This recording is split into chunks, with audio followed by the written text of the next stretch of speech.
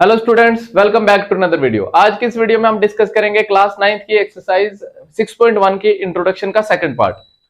First part में हमने detail में इंट्रोडक्शन पढ़ी थी, ठीक। अब हमने ये भी पढ़ा था थ्योरम क्या होता है, हमने ये भी पढ़ा था एक्सियम्स क्या होता है। अब इस एक्सरसाइज से पीछे आपके पास दो एक्सियम्स आपने पढ़ने और एक थ्योरम आपने पढ़नी है, वो आज की इस वीडियो में मैं डिस्कस करूंगा। तो सबसे पहले एक्सियम 1 क्या कहता है, इस पर्टिकुलर एक्सरसाइज से पीछे जो एक्सियम है, ठीक है। इफ ए रे स्टैंड्स ऑन ए लाइन, अगर एक लाइन पे एक रे को खड़ा कर दे, एक लाइन है इस पे कोई रे को खड़ा कर दे, इस तरह से, उधर भी हो सकता है, सीधा भी हो सकता है, जहां भी आप खड़ा करना चाहे खड़ा कर सकते हैं, ठीक है। तो ये आपके पास आ गया एक लाइन और एक रे उसके ऊपर है, ठीक है। तो sum of adjacent angles formed is 180 degree. तो बोला जो एडजेसेंट एंगल्स बने दोनों, एंगल 1 और एंगल 2 एडजेसेंट है, क्यों? क्योंकि एक ही वर्टेक्स से बने हुए हैं, कॉमन आर्म है और non common arm either side of common arm है। एडजेसेंट एंगल डिटेल में मैंने पढ़ाया हुआ है इंट्रोडक्शन के फर्स्ट पार्ट में। तो बोला ये जो दो एंगल्स बने यहाँ पे, इन दोनों का सम कितना होगा? 180 डिग्री होगा। इसने ये बोला, ये वही बात है, लीनियर पेयर ही फॉर्म करेगा ये, ठीक है।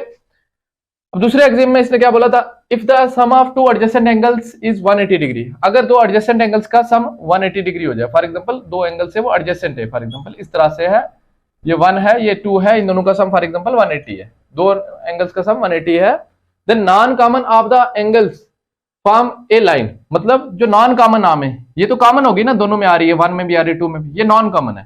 तो ये जो नॉन कॉमन है ये क्या बनाएंगे? एक लाइन बनाएंगे, एक लाइन बनाएंगे, ठीक है। देखो अगर फॉर एग्जांपल आपके पास इस तरह से होता,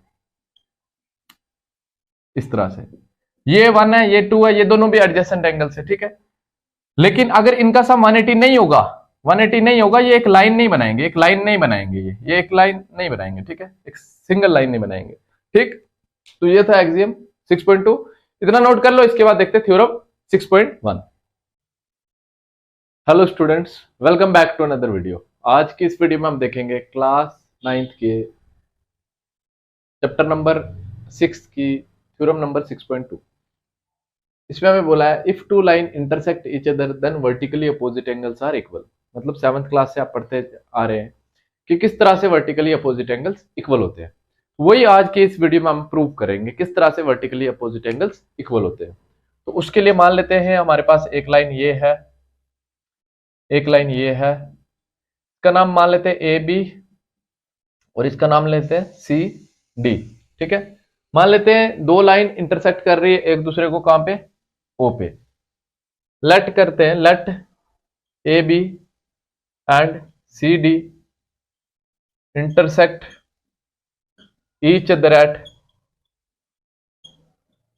ओ। ए बी और सी डी जो है एक दूसरे को कहां पे इंटरसेक्ट कर रही है? ओ पे इंटरसेक्ट कर रही है, ठीक है। जब ओ पे इंटरसेक्ट किया, यहां पे हमारे पास बहुत सारे एंगल बन गए, 1 बन गया, 2 बन गया, 3 बन गया और 4 बन गया। तो हमें प्रूव करना है, हमें प्रूव करना है कि वर्टिकली जो अपोजिट एंगल्स होंगे, जो अपोजिट एंगल्स होंगे वो इक्वल होंगे। मतलब एंगल 1 और एंगल 3 इक्वल होंगे, एंगल 1 इक्वल टू एंगल 3, ये फर्स्ट पार्ट में प्रूव करना है। और सेकंड पार्ट में हमें प्रूव करना है कि एंगल 2 इक्वल होगा एंगल 4 के, एंगल 2 इक्वल टू एंगल 4। ये चीज हमने प्रूव करनी है कि जब दो लाइन एक दूसरे को क्रॉस करती है तो ये एंगल इसके इक्वल हो जाता है और ये वाला एंगल इसके इक्वल हो जाता है, ठीक है। उसके लिए प्रूफ में देखो कैसे होगा। सबसे पहले हम ले लेंगे कोई लाइन दोनों में से। सबसे पहले अगर मैं ए बी लाइन ले लूं तो on line A B line के ऊपर देखो, ए बी लाइन के एक साइड वाले एंगल ले लो आप, ए बी लाइन के चाहे ऊपर वाले एंगल ले लो चाहे नीचे वाले एंगल ले लो। तो ये ए बी लाइन ले ली, इसके ऊपर वाले एंगल ले, अगर ये ए बी लाइन है, इसके ऊपर वाले एंगल एंगल 1 और एंगल 4 है, तो मुझे पता है एंगल 1 प्लस एंगल 4 का सम कितना होगा? एंगल 1 एंड एंगल 4 का सम होगा 180 डिग्री। क्यों? लीनियर पेयर है ना, स्ट्रेट लाइन में बन रहे हैं दो एंगल ऊपर वाली साइड, तो दोनों का सम कितना होगा? 180 डिग्री। यहाँ पे रीजन लिख सकते हैं लीनियर पेयर। ये आ जाएगी इक्वेशन नंबर 1, ठीक है। उसी तरीके से अब दूसरी लाइन लेनी है सी डी। तो सी डी लाइन जो है ना, C D line on line C D line के ऊपर हम देखेंगे सी डी लाइन के ऊपर वाले ले लो। अगर पहले स्टेप में क्या किया था, ऊपर वाले लिए थे, इसके नीचे वाले ले लो, ठीक है। इसके ऊपर वाले लिए थे ना, और सी डी लाइन के नीचे वाले एंगल ले लो।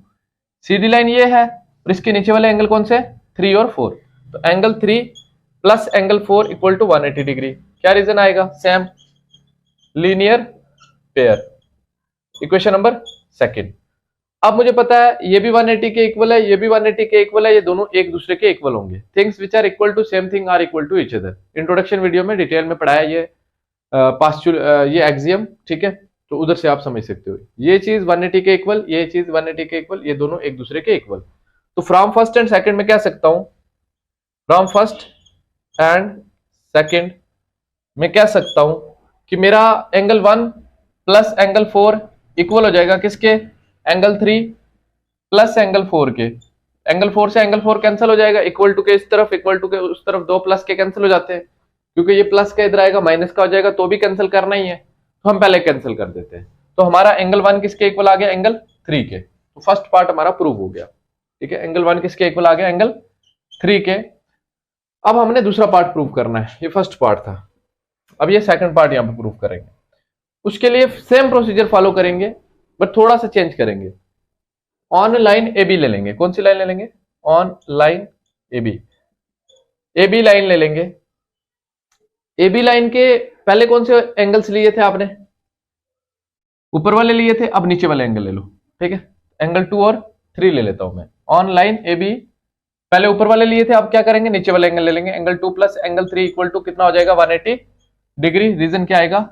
Linear pair. इक्वेशन नंबर इसकी आ जाएगी, इसको मान लो थर्ड, आ जाएगी इक्वेशन नंबर फोर्थ, ठीक है। ए बी लाइन के नीचे वाले एंगल लिए 2 और 3, इनका सम हुआ 180 डिग्री, ठीक है। अब लाइन लेंगे C D, C D line लेंगे, ठीक है। अब देखो पिछले पार्ट में हमने क्या किया था, अगर एक के ऊपर वाले लिए थे, दूसरे के नीचे वाले लिए थे, तभी जाके हमारा रिजल्ट आया था। अब इसमें भी अगर वही चीज करेंगे, एक के नीचे वाले दूसरे के ऊपर वाले, तो सेम रिजल्ट आएगा, बट हमें चेंज लाना है ना, तो इसलिए सेम थिंग करेंगे। अगर एक के नीचे वाले लिए, दूसरी के भी नीचे वाले ही ले लेंगे, ठीक है। तो अगर मैंने ए बी लाइन का नीचे वाले एंगल लिए हैं, तो ये सी डी लाइन आ गई, सी डी के भी नीचे वाले ही लेंगे। अगर ऊपर वाले लेंगे सेम रिजल्ट आ जाएगा, प्रीवियसली आया।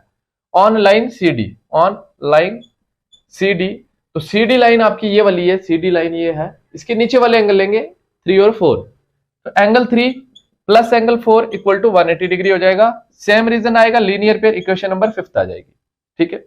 ये भी 180 के इक्वल, ये भी 180 के इक्वल, ये दोनों एक दूसरे के इक्वल। तो मैं बोल सकता हूं from fourth and fifth angle 2 plus angle 3 जो है वो इक्वल हो गया एंगल 3 प्लस एंगल 4 के।